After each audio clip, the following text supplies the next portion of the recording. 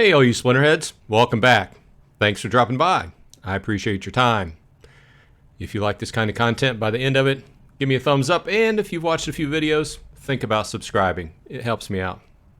With that said, this is Bronze Dragon saying you won't believe what I've gone and done again. If you're sitting there and saying, I bet he went and bought some more land, you would be right. So, if you've been following my land progress, as it were, you know I've been keeping everybody up to date. And this last week, I kind of got to an even point where I had 6 plots of land and I had all the monsters I needed to stake on them. I had the DEC ready. I was squared away. But as you also know, I've been keeping my eye on the land market multiple times per day, waiting for some deals to open up on particular regions. Got up this morning, got my coffee, got my oatmeal, sat down, and I was flabbergasted at what I found in one of the regions I was looking for, which was 133. I found a good deal, and the deal was such that I couldn't pass it up. So I ended up buying 4 plots of land. It's nothing fancy, but they all are rare, just standard earth types, right? So I did get a couple more lakes, I got a bog, and I got a jungle. But they're all rare. Actually, let me double check that. Let me pull up my... As you also know, I'm keeping this, trying to keep this up to date. So yeah, I got a jungle, I got 2 rivers, and I got a bog. And they're all rares in 133. So, and they also came with building in a box on them. So this kind of leads me into my next point, which several subscribers have brought up and asked that I cover. And this also borderlines on the topic from the town hall this week, in that, the topic on everybody's mind is land, right? And the big topic was, or the big mention from Aggie was, obviously he's trying to push the FOMO, but he's like, oh, you need to get the land, this, that, and the other. And that's fine. But I wanted to take away, because I've got 10 plots now, and I've been, accruing the costs and kind of adding them up since I originally bought my first plot of land, which would have been the week after they sold out originally, right? And then I bought a few plots when they were pricier, up around $150, because I felt they were going to keep going up. And then I bought a few in the average range of, like $85, $75 as they started coming down, as people had already revealed their land and everything like that. So I'm going to go present the numbers on average, what I came up with. And this is after 10 plots. And the average for me significantly went down, including those 4 land plots I bought today. Okay. After we go through the numbers I have for myself, I will point out where I think that this really presentation is for people that are sitting on the fence and thinking about getting into land at this point in time, because there's a lot of you that have already just dove in or decided exactly what you wanted to do. Obviously, this is fluid. You can make future changes to your land perspective down the road. But this is really, to go towards people that are on the fence thinking about saying, hey, I wonder how much it costs to buy a land. So I'm going to present what I spent on average and some different things to look at. And then on the back end of that, I'm going to show you where I think that if you come in right now, and if you're looking at common or rare low-end lands, I'm not even speculating on the high expensive lands. I'm talking about the common and rare regular lands, where you could probably save some money over what I actually spent. So with that said, I hope that's a little bit straightforward. Okay, I got that situated. Let's take a look at what my average is. And then we'll talk about, as we go along, where I think that if you're presently coming into the land market, you can make some savings, okay? So the first thing I will say that over 10 plots of land, I found that my average was $72 per plot. Now, this includes, like I said, I bought 3 plots before they were even, you could even claim them or reveal them, survey them, etc. Okay. And I ended up spending a little bit more for those plots because obviously after people started surveying, the cost of plots, especially commons, just started coming down. So this is one of the points where I think that if you're going to come into the market, you can buy a common or a rare and stay under that $72 mark at this point pretty well. In fact, if you're going for a common, you should be able to stay in that $50 range, provided, this is going to be my next point, the starter package. Now, my first 3 lands, actually five of the lands I had to buy the starter package on, and the other 5 I actually got the building in the box as well as a totem on some of them, and actually one of them included the grain and the crystal, time crystals. So with that said, if you're looking at a plot right now, I would say be careful of one, and I've stated this several times for where you buy it in what region, because not all regions are created equal. If you go into a region, and this is not throwing shade on anybody, but it's been stated many times that you're going to want to be in a region with other, I don't want to say investors, but land workers, people that are investing in the land, staking cards, and doing good things with the land. That's going to bring the whole value of the region up, versus being in a region where maybe a lot of that region is owned by one person and maybe sitting fallow or not used. Obviously, at this point, it's just a guess, but like I said, you're going to want to be careful where you go in. So not all plots are created equal. Also, the second thing is I would look at plots that have the starter packages on them. Okay, so specifically, I would look at the plots, and you can sort on Peak Monsters. The plots you can sort by has building in a box and has the temporary totem on it. Okay, and I bought one plot that had both of those, and it also had the time crystal and grain package as well. But that's not something you can sort by on Peak Monsters. I wish it was. But if you can't get that, also look at the plots that have just building in the box, because that in and of itself is a big thing. Okay, so that's going to touch on another point, because that building in the box has a power source in it, which is going to save you another 5,000 DEC if you don't have to buy that power source. So one thing I made sure was all my plots had either I put the building in the box on them, or they came with them if I bought them from somebody else. Okay, but when you're looking those plots, each one of those starter packages is a 10,000 DEC value. So if you see a cheap plot that's like $37 or something at this point with nothing on it, and then you see a plot with a building in the box on it for $42, that's a good value.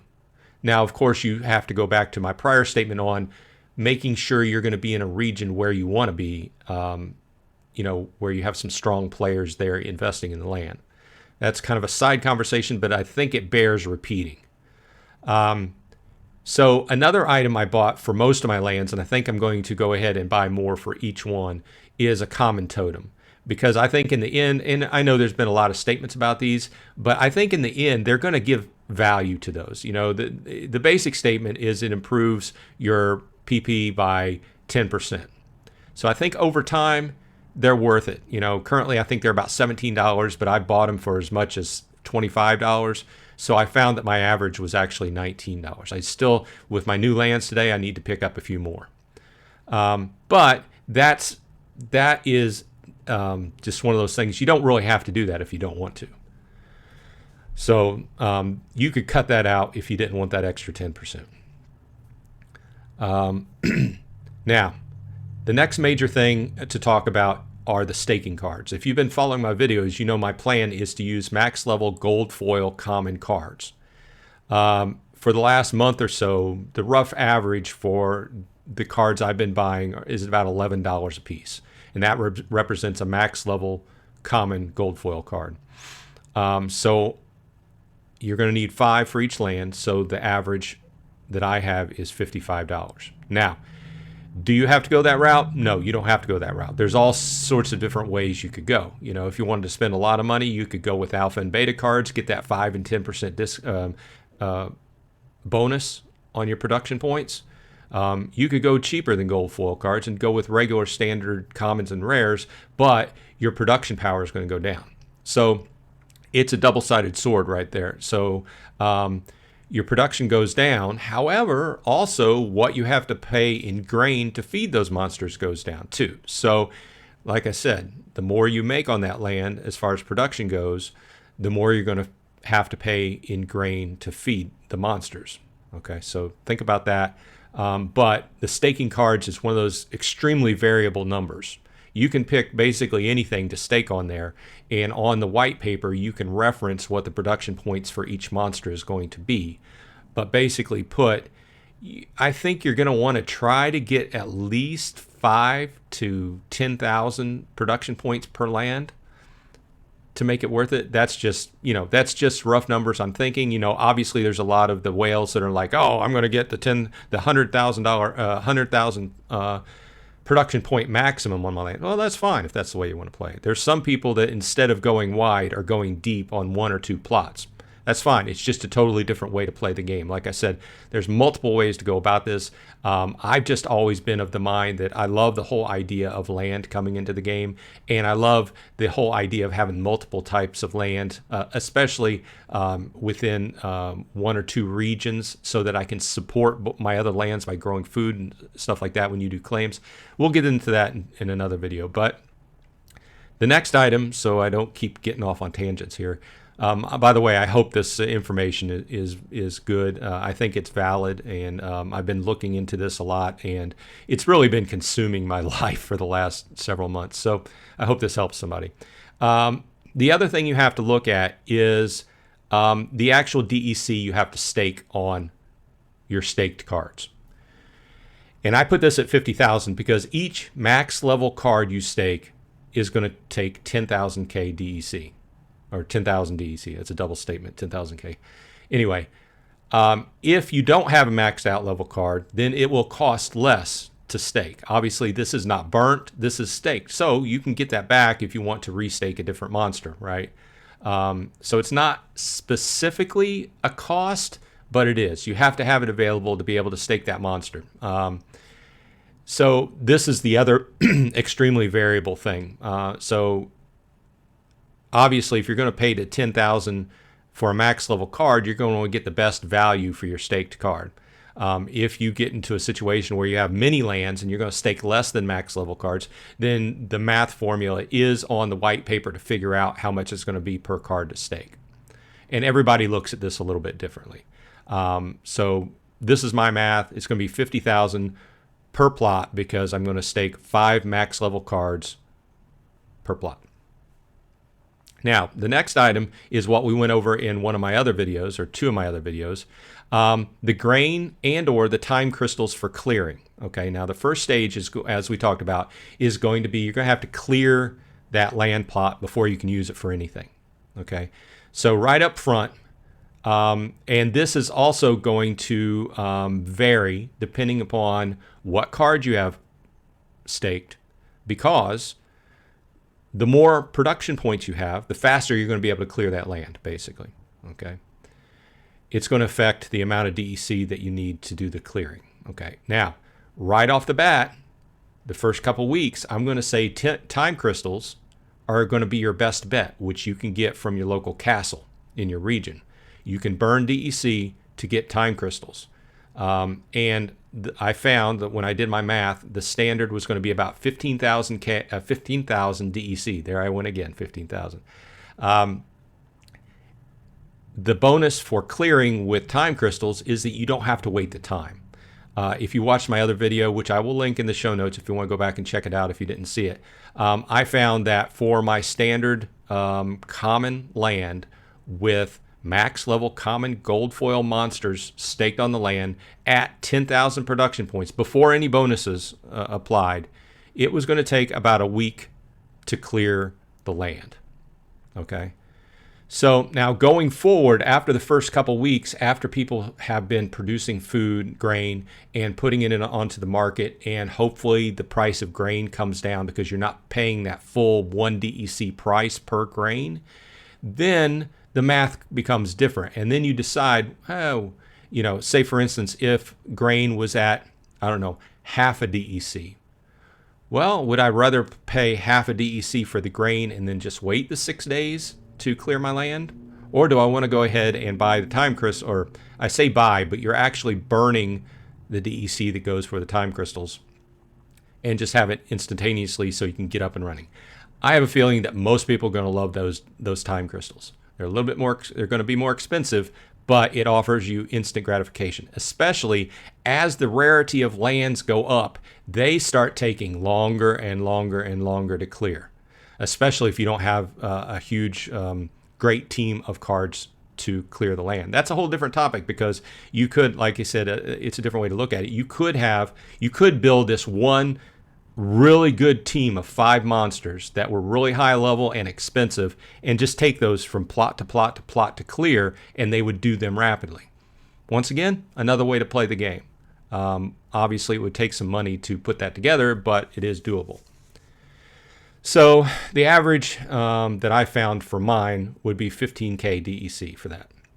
Now, all in all, I found that with the DEC at current value, what this brought me to was just a little bit over $200 US per plot. Okay. And like I said, I think you can save a little. If you were coming in to buy today, you could save probably $20 on the plot cost. You could probably save this 10K DEC if you found the plot that you wanted that already had the starter package on it. So you wouldn't even have to pay this. You don't necessarily have to buy the totem, but you can decide that. The staking cards is all variable. Just depends upon, basically, the more money you put into it, the more they're going to produce. But also, the more they produce, the more you're going to have to feed them and pay in grain or farm.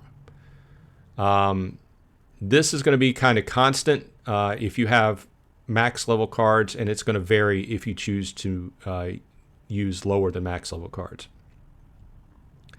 The clearing, that's going to be a constant number, and the time crystals and grain are constant in that they're equal price. It's just if you go with the grain, then you have to wait the time for the clearing to occur. Okay, another thing I mentioned a few minutes ago, but power sources are not needed because building in a box, I have them on all my properties. Now, once again, look for that, because if you don't find a property and you a plot and you buy it without the building in the box on it, or if you don't have a Rooney, which I don't, but if you do happen to have a Rooney and intend to stake it on the land, then you don't have to buy the power source because it's included. But for most of us normal kind of landholders, you would need to pay an extra 5,000 DEC for a power source if you didn't have one, if you didn't have that building in a box or Rooney. So the other statement I'll make is these numbers I put out there, this is an average of 10,000 production points before bonuses. And this average comes from across 10 plots, a mixture of common, rare, and magical. I don't have anything above rare. I have one rare magical, I have one common magical, and the rest are just rares and commons. So that's where these averages come. If you start talking about one of the other types of lands that are more expensive, they go up very quickly.